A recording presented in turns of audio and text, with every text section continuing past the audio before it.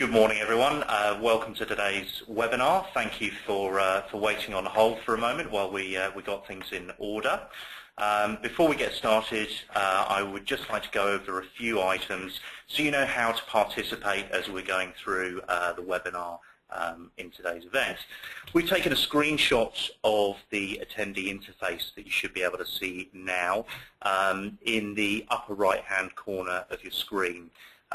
If you've joined the audio presentation using your computer speakers by default, so if normally you can hear music through your computer, you'll be able to hear the presentation, you'll be able to hear my voice now.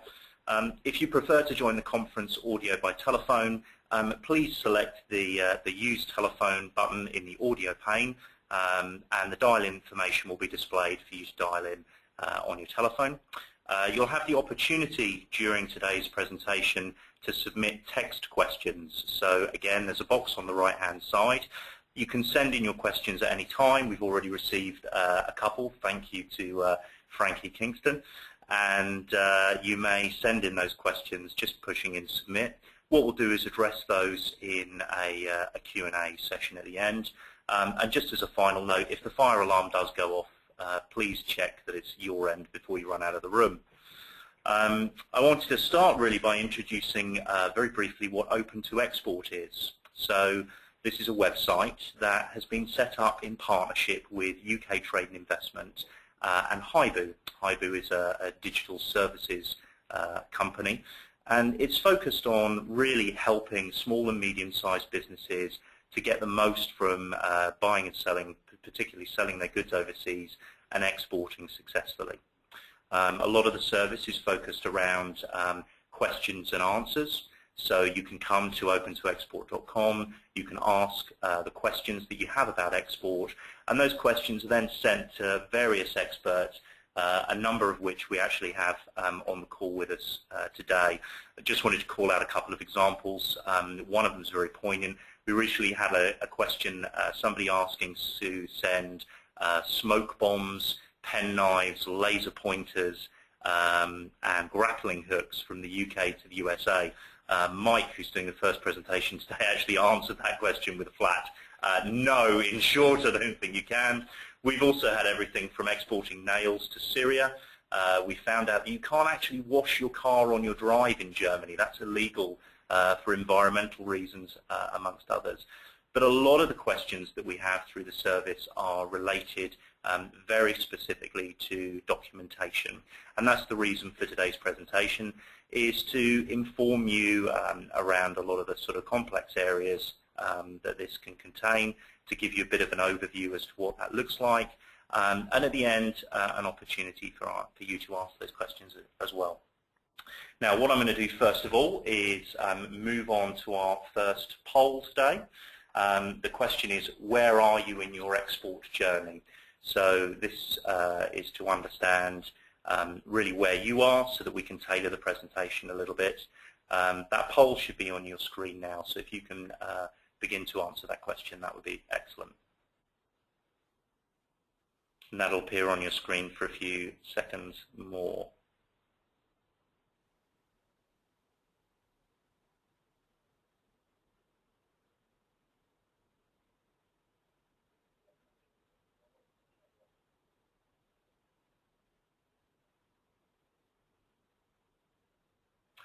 Fantastic. So you can see from the results there, we've got a number of experienced exporters. I think a number of areas of the presentation here today would be quite well suited for you. In terms of the just getting started and the considering exporting, please ask your questions as you go along, as many as you like and you need. If we don't have time for them all today, we will certainly pick those up and address them outside of today's webinar.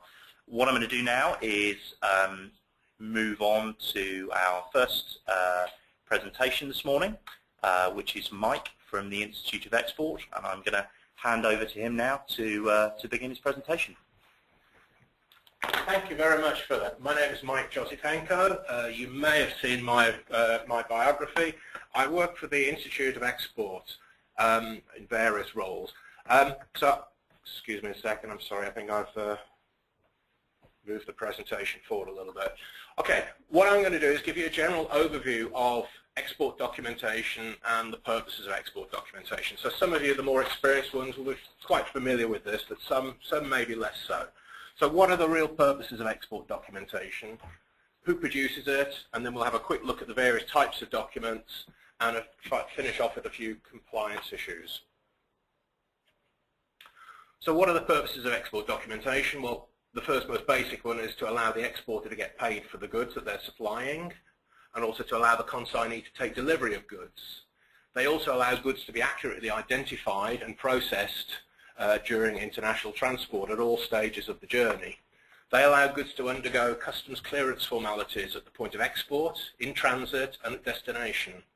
And they allow customs duties and taxes to be levied when the goods are imported into the destination country. But also, if there are any possibilities to get reduction or relief from duties, it allows those to be enforced. And also, apologies, it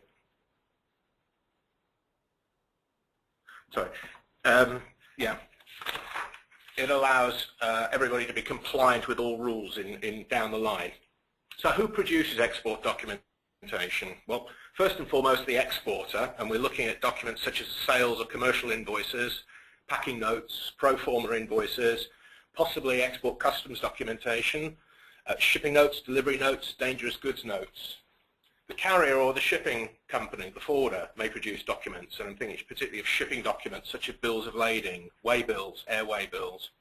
The carrier or forwarder may also produce export customs declarations or import customs declarations at the other end. Other people are also involved. And we seem to be having a lag on the screen. Other people are involved. For instance, export licenses in the UK are arranged through a division of the Department of Business, Innovation and Skills. You may have to produce certificates of origin, movement certificates, ATA carnets, which have an involvement from either HMRC or Chambers of Commerce. The customer may have to produce an import license. There may be a letter of credit involved, which would have to come through a bank. You may have to provide an insurance certificate to cover the goods in transit. If goods are subject to an inspection before they're shipped, there may be a clean report of findings that's needed. In a lot of cases, those documents are actually produced by the shipper or the seller, but other parties are involved to either authenticate them or endorse them or process them. So looking at the basic exporter's documentation, the sales or commercial invoice help them to secure payment for the goods and to identify the goods for customs purposes, to assist with the production of the shipping documentation by the carrier, and allow goods to be cleared through customs. The packing list helps to identify individual items or packages if they need to be inspected either by customs at some point in the journey or by any other parties. But also it's useful for freight companies to calculate the actual freight costs, because in most cases freight is calculated on a variation of either the weight or the volume of the cargo. Pro forma invoices may need to be produced at an early stage in the transaction, either to allow the buyer to obtain an import license, to get foreign exchange in countries where there is currency control regulations, or to prepare a letter of credit. And delivery or shipping notes are a receipt for the goods when you deliver them to a carrier, but if you've got hazardous cargo, it provides necessary information and handling instructions for any dangerous goods that you may be shipping. So the invoice and packing list, there's a list on the slide of exactly what needs to be included in there. Now, I think this isn't really rocket science. Most of it's fairly common sense, but it's surprising how often people do forget to put it on there. Obviously, you need to have information about the payment terms, and if you're selling on open credit, you need to have information about when you expect to be paid. You need to put details of the products with the customs tariff codes, and if there are more than one product with more than one code, you need to put a breakdown. You also need to put your terms of delivery or Incoterms so that everybody in the transaction knows who's paying for each element of the transport costs. And obviously, if you are selling on open credit account, include your bank details so that the company can make the payment. Okay, moving on.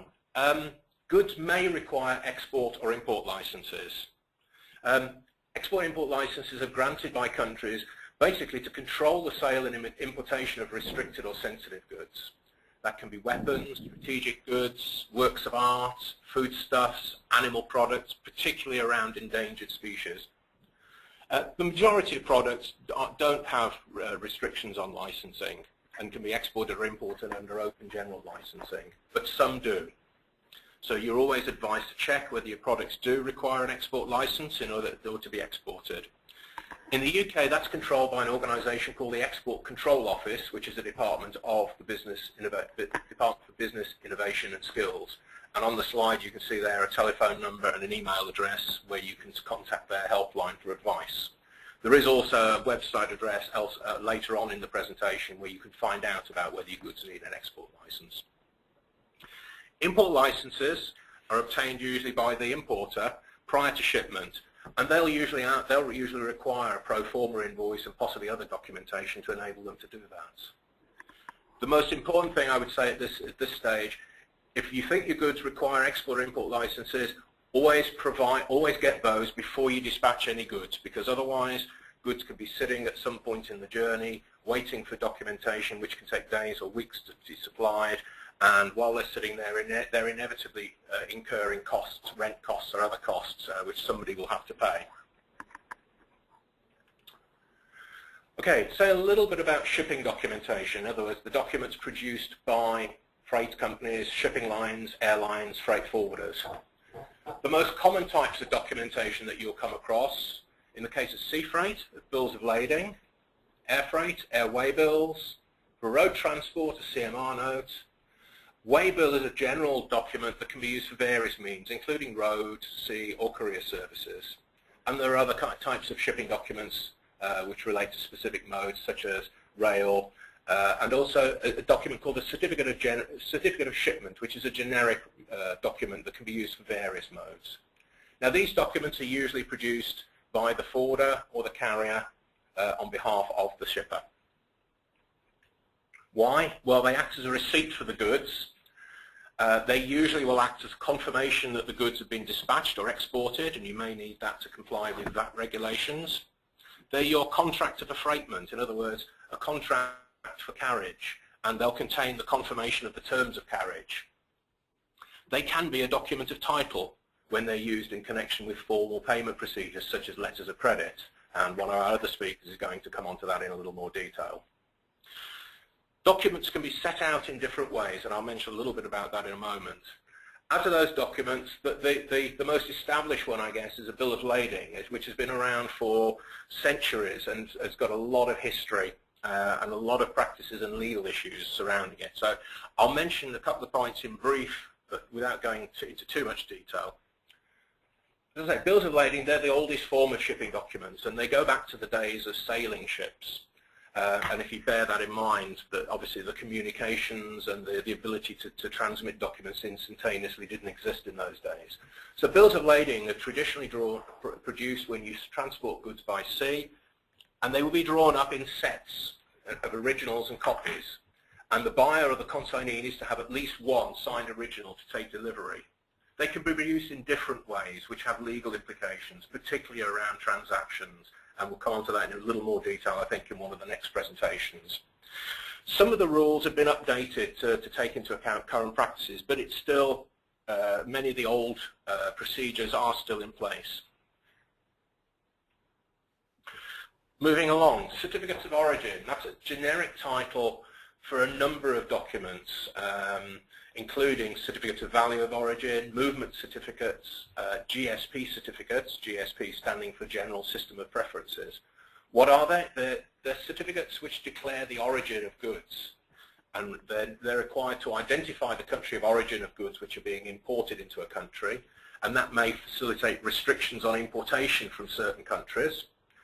In a lot of cases, they allow goods to be imported and cleared through customs at reduced or zero rates of duty. For instance, where there's an international trade agreement between individual countries or between trading blocks, a certificate of origin can confirm the origin of the goods and allow them to take advantage of a preferential rate.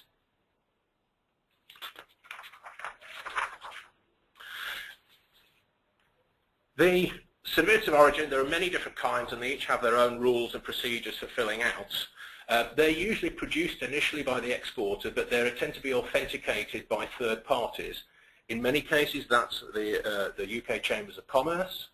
Customs can get involved in some areas. Foreign embassies can also get involved in authenticating certificates of origin in some format. Many countries have a specific requirement for a specific type of document, and some countries may require those documents either to be legalized or notarized. So in other words, to go through 2 or 3 stages of documentation checking. That can incur very high costs. So if you're dealing with a new country that you've not dealt with before, it's always good to check the country regulations before you process any quotation or proceed to any order. Because if you don't, you could get a bill for several £100 documentation costs, which can make a big hole in your profit margins. And you should bear in mind, certificates of origin require information about the actual country of manufacture of the goods, not the country of export. So just to reiterate, if you're dealing with a new client, check with the buyer whether they have any documentary requirements. They may have additional requirements which go over and above the minimum requirements by the government of the importing country. So be safe, ask with your buyer, check with your buyer. Other documentation, well, the one type of documentation that I'm not going to cover in this is customs documentation, and that's because our next speaker is going to cover that in more detail.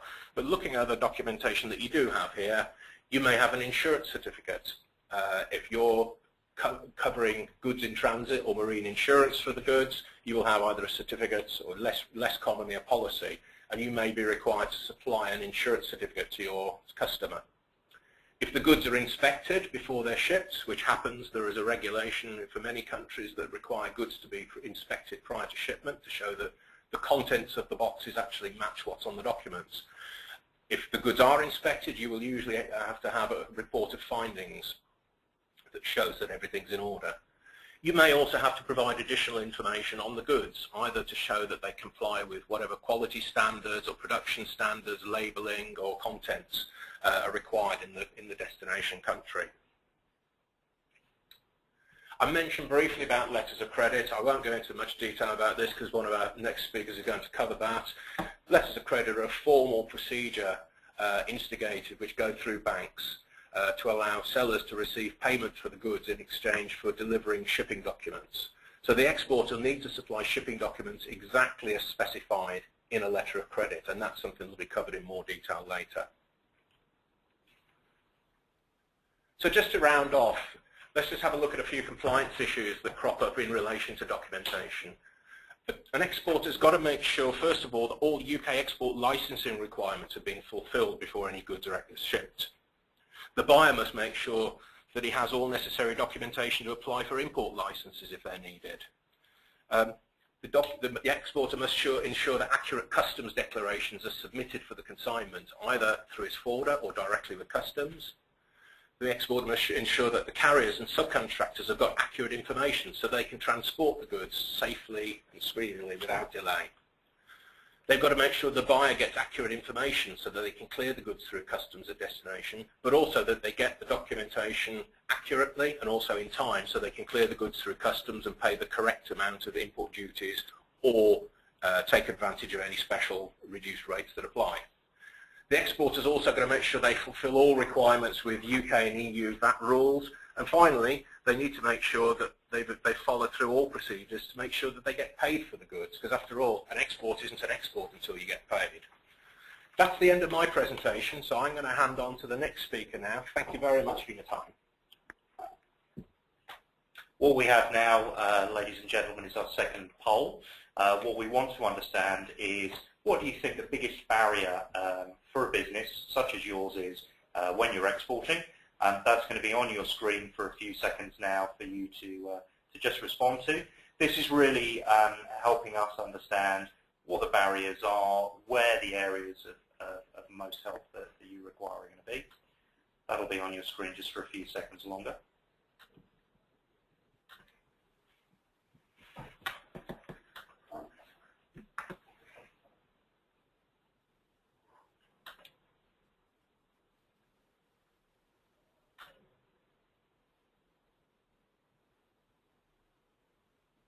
Fantastic. So what we can see there is actually not perhaps some great surprise to us, particularly having just listen to the presentation we've been through, that a lack of knowledge or the difficulty in understanding or finding the right people or partners to do that is probably is the biggest challenge.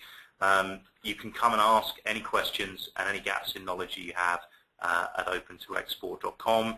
That will actually go to UK Trade and Investment advisors overseas as well. So if you've got a particular country of interest, you can ask them directly via the service. At this point, we're going to hand over to our next speaker from DHL. I'm very happy to introduce, oh, forgive me, I'm just trying to get the slides to go forward there.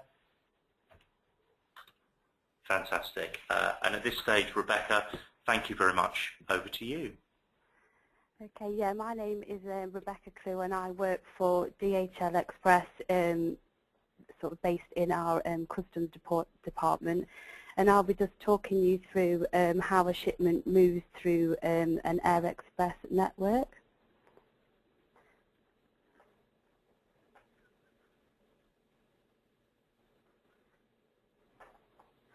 So we seem to have some delay on the...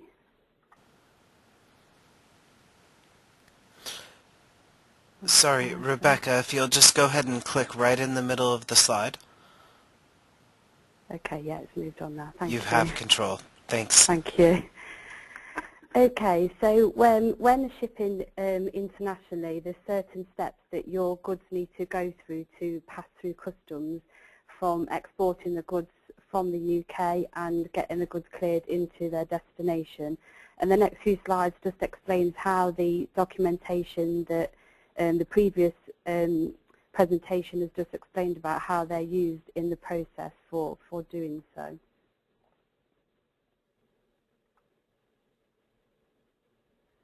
Okay, so before your shipment can be picked up, you have to raise an airway bill, which is for goods that are travelling on an air network, and is basically your shipment's ticket and passport to ensure that the goods can be delivered into the destination. Each airway bill has a unique number which provides you with proof of the consignment and can also be used for tracking your goods along its journey, and obviously provides the basic information about the goods, obviously where they're being sent from and to, the terms of the export, and a brief description of the goods. A commercial or a pro forma invoice is required. So a commercial invoice is for goods that reflect a commercial transaction, so any goods that are being purchased by the receiver. And a pro forma invoice is used where goods are being supplied free of charge, for example, goods like samples and gifts. And it's used for the customs clearance both from export from the UK and into the destination country to sort of import, control the import and valuation and the duty calculations on the goods. Therefore, it's very important that the information you provide on the documentation is true and correct to the goods that you're shipping. And then any original documents explained as per the previous presentation, that any original certificates such as EUR1 or ATR forms need to be raised prior to dispatch and sent along with the goods before they are picked up. Okay, so once the documents have been provided and they've been passed over to the carrier, and for any goods that are moving outside of the EU borders need to be cleared for export and are subject to customs regulations. Using the information that's provided in your documentation, the carrier will determine what type of clearance is required. Normally, UK customs require export declarations to be made for all goods that are departing the UK. However, DHL Express, along with some other carriers, have an agreement with customs that allow for most goods to be exported under one bulk export entry. And if goods are exported under this agreement, it's very important that you are keeping commercial evidence of export if you are zero rating VAT on your international sales. So when the export entry is raised, the information is used from the documents obviously provided by the exporter. So that information is inputted into the UK Customs computer system, which is CHIEF, and that includes the information such as the exporter and importer details, the value of the goods, the HS code and description, the reason for the export, the weight and the quantity of the goods, and any applicable licenses.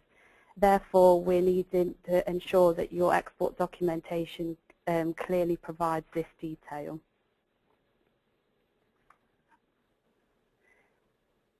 So key points for export clearance. One thing is, are you EOI registered? So an EORI number is an Economic Operator Registration Identification number, and it's used for communicating with customs authorities across the EU.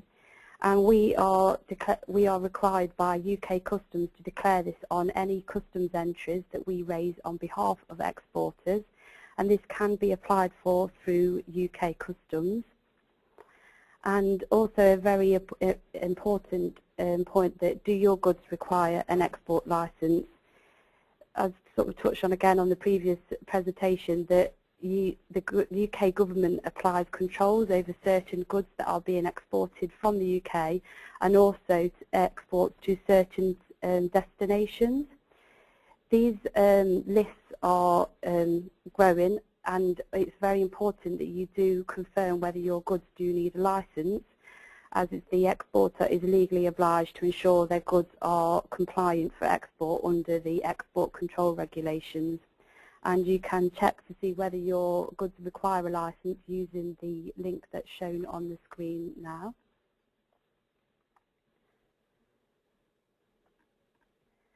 Okay, so once the goods have gone through the export formalities and they have arrived into their destination, they're then subject to the foreign customs requirements, and also any other government departments that also control imports into a particular country, and can obviously differ depending on the country that you are shipping to.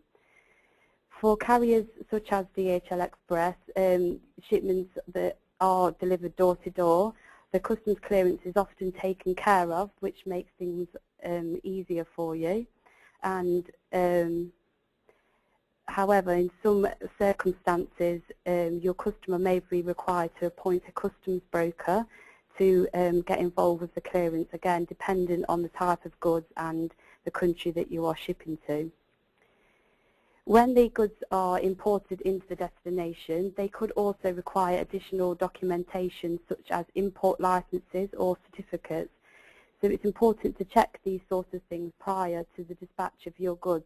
As the exporter, it could be that some of the documents are your responsibility to raise to accompany the goods on their journey to the destination. And then finally, once the main sort of customs clearance formalities have been completed, the destination will apply any applicable duties and taxes which need to be considered for your landed costs. There are several ways that you can get a picture of an sort of estimated duties and taxes for your goods. One being via your carrier. So at DHL Express, we have an interactive tool known as TAS, which is our Trade Automation Services. This allows you to enter information about the products that you are exporting, the value of the goods, and gives you an estimated sort of cost of what the duties and taxes will be. This also allows you to check for sort of documentation requirements, again on what the import restrictions are for exporting certain goods to a country. And you can also use the Market Access Database, which is a European Commission site. Again, it's a very easy site to use that you can search for duty and tax rates for your goods that you're shipping, to allow you to calculate for estimated duty and tax. And another thing to be aware of is that some destinations do have duty-free value thresholds that could affect your goods. For example, when shipping to Australia, any goods that are valued under 1,000 Australian dollars are exempt from duties and taxes. So there is these thresholds to also take advantage of. So if you are thinking about shipping your goods as duties and taxes paid, that all the cost is involved, then these are the types of things that you need to be aware of to ensure that you know what the full sort of landed costs are, which obviously the purchase price, the transportation costs, and any duties and taxes, which obviously do need to be considered when you are pricing and selling your products. And that's the end of my presentation. Thank you very much. Fantastic. Thank you very much, Rebecca. What we're going to do now is move on to our next poll. How do you normally direct your exporting questions? So what we want to understand here, we've set up a web-based service. There are government agencies to help you and all sorts of other things. We'd like to understand when you have a question or a challenge that you need to overcome, where are you actually sending that query? Who are you asking to help you? That poll should be on your screen now. If you could just answer that, it will be on the screen for a few more moments.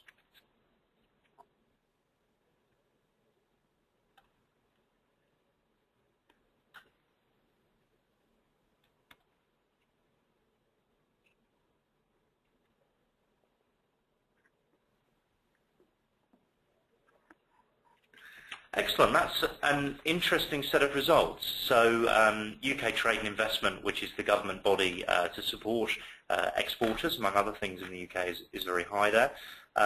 Professional services, no surprise, and indeed we have a bank coming up for our next presentation, and obviously the internet coming out top there, which is very interesting from our perspective, obviously trying to provide this service via the digital channels and the webinar and those kind of things as well. So at this stage what I'd like to do is move on to our final presentation for this afternoon. That is with a colleague of ours, David Salter, who looks after global trade finance for Royal Bank of Scotland. Over to you, David. Thanks, Philip. Good afternoon, everyone. My name, as Philip said, is David Salter. I work in the International Trade Product team at RBS NatWest, specifically covering documentary trade finance. So I joined that department about 3 years ago from a general sort of business banking background, and on arriving we commissioned some research into how much UK businesses actually understood about trade finance products from banks. And this told us, I guess unsurprisingly, as we've seen from the poll today, that the awareness was fairly low. So one of my goals over the last 3 years has been to produce guides, brochures and other materials in a jargon sort of free way to explain documentary trade products.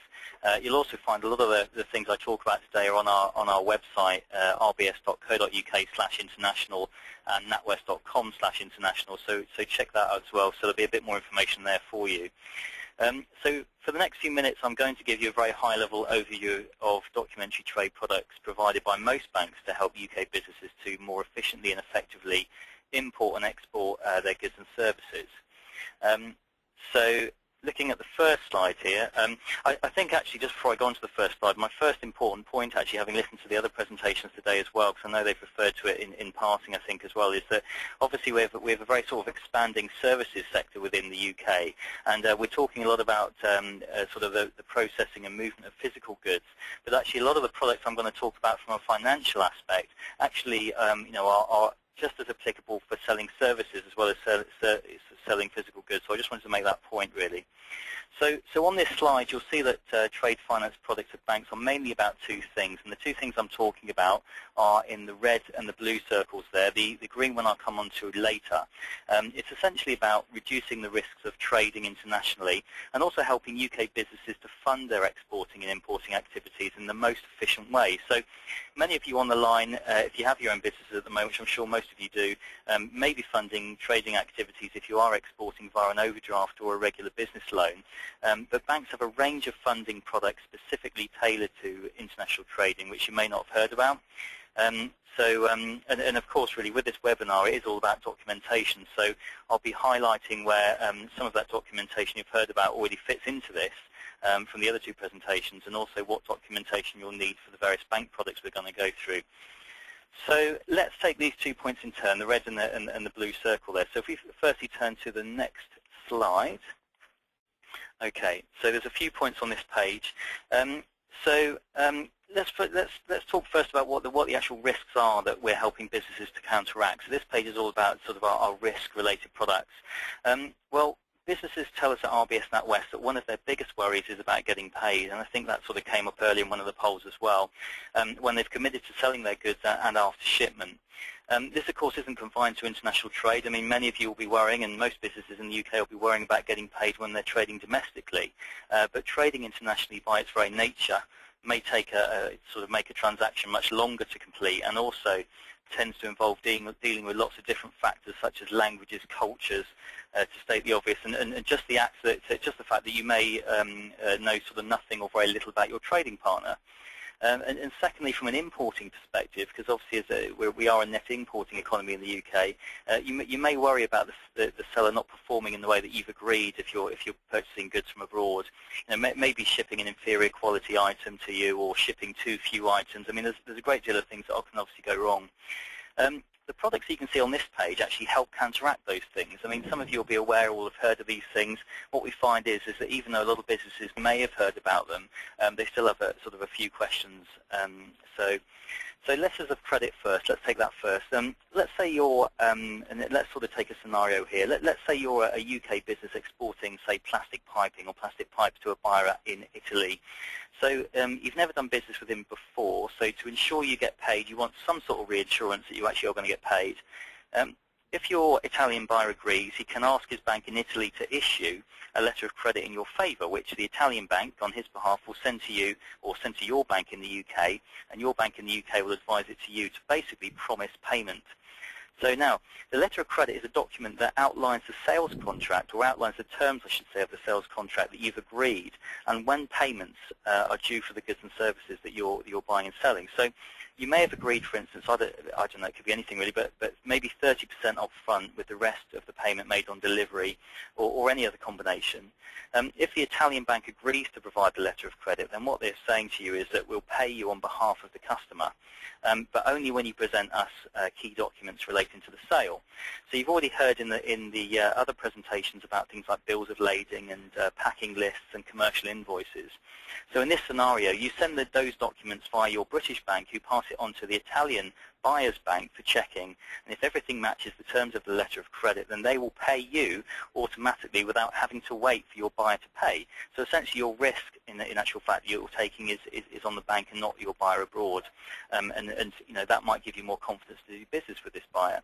So in turn, the bank will then pass the documents, shipping documents and things, to the Italian buyer in our scenario. He'll collect the goods, basically, which in this case is your plastic piping, which is sitting at his local docks, which you've shipped over there to him. And using the bill of lading and things, he can actually get access to them then. The second product is quite similar, actually, which is a documentary collection. I mean, it works in a very similar way to a letter of credit, but it affords slightly less protection. So you might want to use it if you know your trading partner a little bit better, or you feel more comfortable with their ability to pay you. In this case, the seller will ask their bank to issue a collection order, so you would issue your collection order. If, again, we're talking about the scenario in the UK of selling the plastic piping. You'll issue the collection order through your bank for the monies due, which they will send via the buyer's bank, so in this case the Italian bank, who will hold this pending the customer signing a bill of exchange. So the bill of exchange is completed by the exporter, so that would be completed by you, with the details of the sale and the monies that you're expecting. The bill of exchange then goes across to as I say, to the Italian bank, to the buyer. He would then sign it and then send it back. Now, once the buyer has signed the bill of exchange, and the bank has the signed copies, and it will release the relevant shipping documents again to him, so he can nip down to the docks and get that plastic piping, which is the same as the letters of credit. The key difference between letters of credit and documentary collections here is that the bank isn't actually paying you. The payment's actually coming from the seller. They're collecting that payment from the seller. And also the bank isn't checking all of the trading and shipping documents to ensure that they're sort of as agreed between you and your buyer before releasing the payment. So essentially they're simply collecting that payment for you, but ensuring that your buyer doesn't run down to the docks and pick up that piping from you and run away before you've got sort of agreement to pay.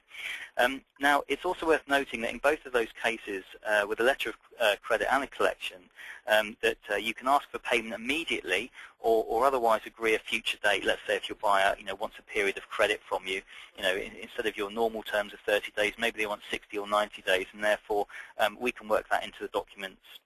So the final product, which is actually a little bit simpler, I think, to understand, is the bond or guarantee, which is written down the bottom part of that slide. So thousands and thousands of these are issued by banks on behalf of trading businesses around the world every month. The guarantee essentially is a document drawn up by a bank in favour of a party who can call, in other words, ask for compensation or claim an amount of money if certain conditions are met within that bond or guarantee. So I guess it's a little bit like an insurance policy, really. There's many types of guarantees, and to be honest, there's far more than we could list here for various different reasons, but they all act much the same. So I guess really the two main guarantees are really performance and financial guarantees. So let's put that into context a little bit for you, using our previous example of the UK business selling the piping to the Italian buyer. So the Italian buyer has never worked with any UK business before. Let's say they've inquired with you on the internet. They like what they see in terms of they've agreed that they want to buy some pipes off you, and therefore they want to ensure that what you produce as the seller is essentially what they've agreed with you, and it's going to be of a certain quality and a certain amount. So therefore what they ask you to do as the UK seller is to get a bank to produce a performance bond in their favour. So the UK seller, i.e. yourself, asks its bank to draw up a guarantee document which effectively outlines to the buyer that in the event that the contract is not fulfilled to certain standards, the buyer can claim on it. So it is a little bit like an insurance policy, but as I say, huge amounts of these are used every day to underpin world trade, really, and a lot of it really is what kind of keeps world trade going in terms of keeping promises and giving confidence, because that's essentially what a bond and guarantee does. So let's move on to our second group of products, if I just change the slide a second. So on this slide you can see two ways to efficiently provide funding for imports and exports, which is the second part of the presentation, really. So many businesses will of course fund from an overdraft or regular business loan that you have, but this isn't always the most convenient and efficient way of doing it.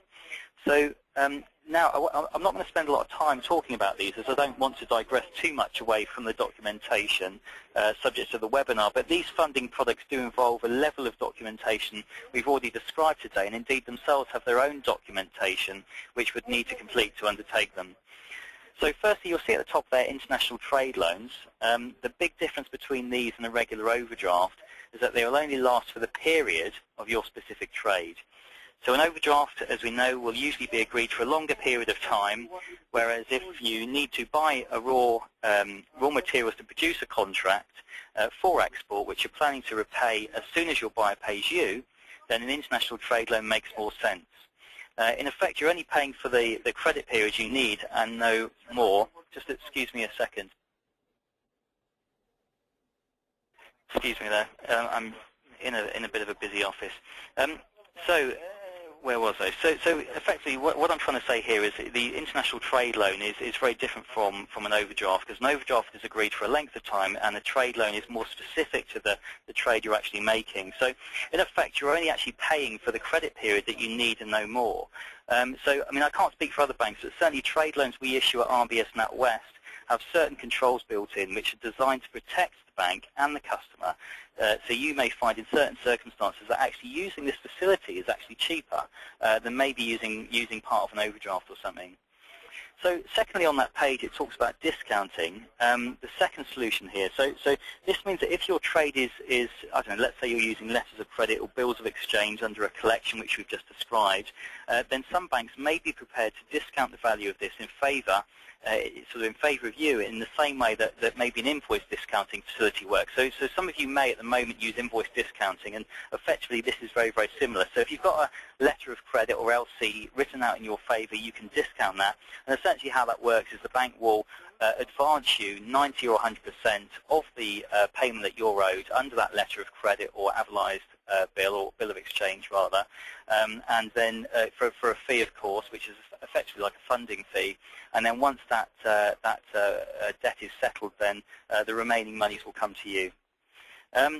So essentially these here are to assure, and certainly the discounting side of things is there to ensure that your sort of working capital is speeded up, if you like, and therefore you're getting your monies faster.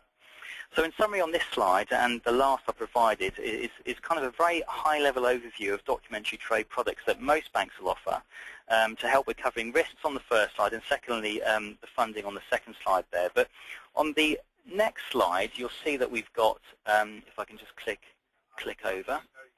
So you can see on this slide we've got, it says financial documentation making international trade easier. Now these aren't what I would call core products for banks, but certainly in the last 2 or 3 years what we've noticed here at RBS NatWest is what we could helpfully do to help the UK's exporters and importers to that extent is to provide a few what we might call value-added services, just to kind of help things along really. So you'll see the first one there at the top is called document preparation, and a lot of you who maybe aren't exporting at the moment may have heard Mike's presentation and Rebecca's and mine and kind of thought, crikey, there's a huge amount of documentation to be filled in if I'm making a trade. It all seems a little bit scary.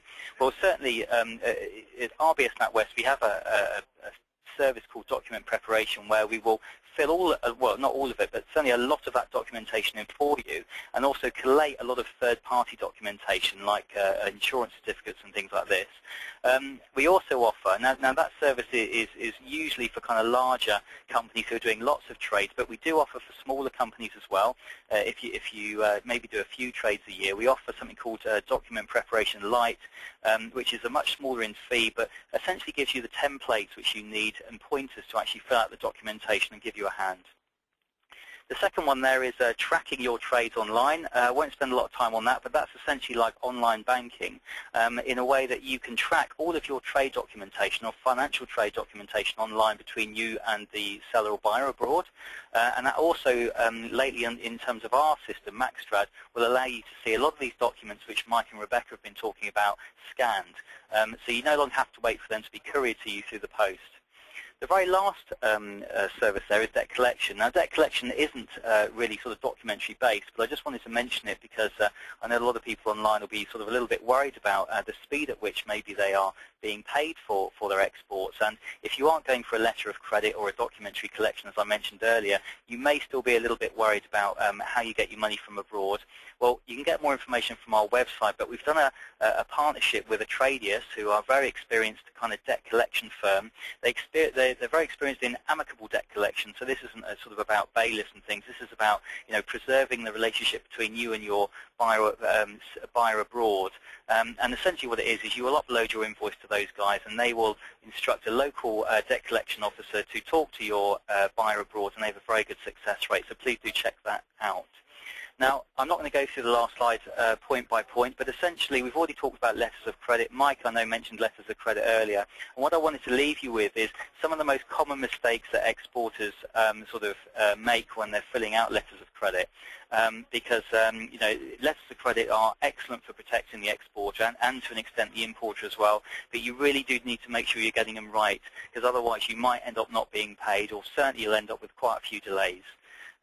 So that is my presentation really in a nutshell. As I said earlier, you can get far more from the RBS and NatWest websites. We also have an international trade hotline for those people wanting to know a bit more about financial products and international trade, and that is 0800 210 0235. Do give them a call there. Fairly helpful when it comes to this stuff. And Philip, I'll pass back to you. Thank you very much, David. What we're going to do now, just to close off, is move into a brief Q&A session. To begin with, we've had sort of a couple of quite specific questions from Sarah and Sharon.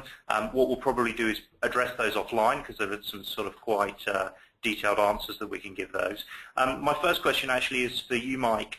Hugh has asked, how much does an export license cost? And what's the standard cost for a certificate of origin?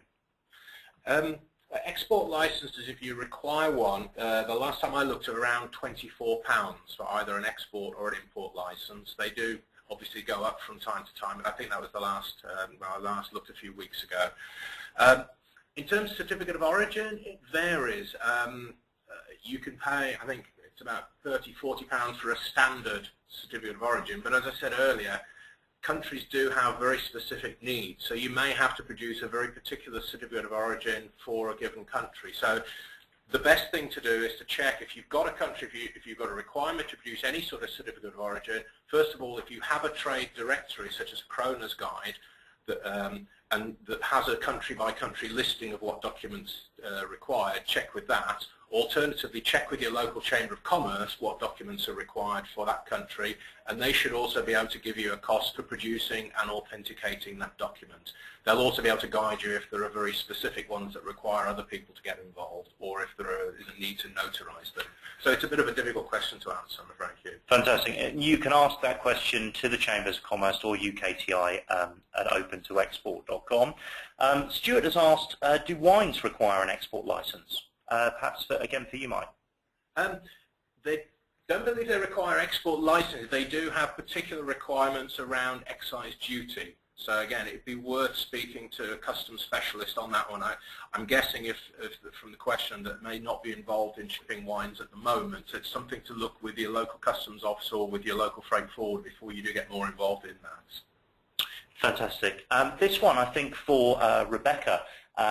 We've been asked, actually, what is deemed to be commercial evidence by Alison? Okay, commercial evidence can be either a copy of the full export entry if one has been raised by the forwarding agent. Basically, it provides the proof that the goods have exited the UK. Now, if the goods have cleared under any type of special agreement with customs where an individual entry hasn't been raised, the commercial evidence is things like copies of the airway bill, the invoice, and delivery details. For example, we tell our customers to go online to our tracking website and take sort of screenshots of proof that the goods have been delivered into the destination. So it's anything to provide to customs to prove that the goods have left the EU, and obviously for the sort of the VAT zero purpose. Thanks very much, Rebecca. And sorry, Mike, do you have anything to add on that? I just wanted to add, in some cases, for instance, if you're sending goods by sea freight, and I mentioned in my presentation about bills of lading, if you ask your forwarder or your carrier to provide you with a shipped on board bill of lading, that is a bill of lading that actually has confirmation that the goods were loaded on a specific vessel which sailed on a specific date. So that will usually be considered as evidence of exportation because the goods are physically loaded on the vessel and it has left. Thank you. Another one for you, Rebecca, here, I think. In regarding to export documentation, where do we need to provide the EORI number from Alan? Thank you. If you are registered with an EOI number, that you would just declare that on your invoice somewhere along the top sort of header where your exporter sort of company name and address details. As long as the number is declared somewhere on the documentation, then that just provides it a clear sort of indication to whoever is carrying your goods if they do need to raise an export entry. Okay, fantastic. This one for you, David. I've been asked to give a commodity code. Where would I find that one? That's been asked by Cyan from Shropshire. Do we know in relation to what? Because it's not something that I've dealt with before, Philip. I can probably answer that for you. Thanks, Rebecca. A commodity code is basically a harmonised code for the goods that are being exported, and they can be located on sort of several different sites. Basically, all goods that are being exported can be classified under a certain commodity code. And the best place to probably find out the commodity codes is on the gov.uk website, where you can search by sort of description of the goods to locate the correct commodity code. That's fantastic. Thank you very much, Rebecca. Just to confirm to everybody on the webinar today as we come to a close, the presentation will be available and the audio as well on open2export.com. We'll send out an email and notify you all when that's available. I wanted to say thank you to Mike, to Rebecca and to David today. And also just to call out that there are quite a lot of questions that we haven't had the chance to answer today from a number of you. We'll respond to those individually and make sure that they're dealt with.